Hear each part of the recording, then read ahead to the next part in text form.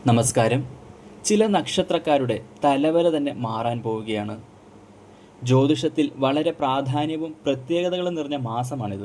കാരണം ഈ സമയം നിരവധി ശുഭയോഗങ്ങളാണ് രൂപം കൊള്ളുന്നത്.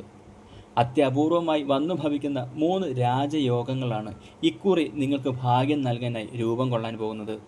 അതിൽ തന്നെ ഏറ്റവും ശ്രേഷ്ഠമായ ഒന്ന് മാളവ്യ രാജയോഗം തന്നെ.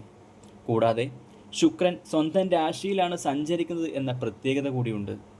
ജൂലൈ 26-ന് വ്യാഴവും ശുക്രനും ഒരുമിച്ച് സഞ്ചരിക്കും. ഇതുമൂലം ഗജലക്ഷ്മി രാജയോഗം രൂപപ്പെടും. ഈ രാജയോഗങ്ങളെല്ലാം തന്നെ 12 രാശികളിൽ നിന്ന് 3 രാശികളിൽ ജനിച്ച നക്ഷത്രക്കാർക്കാണ് ഏറ്റവും വലിയ ഭാഗ്യങ്ങൾ സമ്മാനിക്കുന്നത്.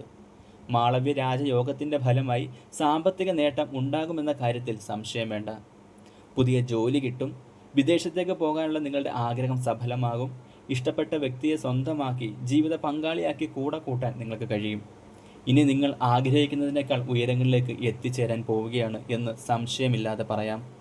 എല്ലാവരും ദേവീ ശരണം എന്നൊന്ന് കമൻറ്റ് രേഖപ്പെടുത്താൻ മറക്കരുത്. നക്ഷത്രങ്ങൾ: മിഥുനം, മകയിരം, തിരുവാതിര, പുണർദം; കർക്കടകം, പുണർദം, പൂയം, ആയില്യം; ധനു, മൂലം, പൂരാടം, ഉത്രാടം.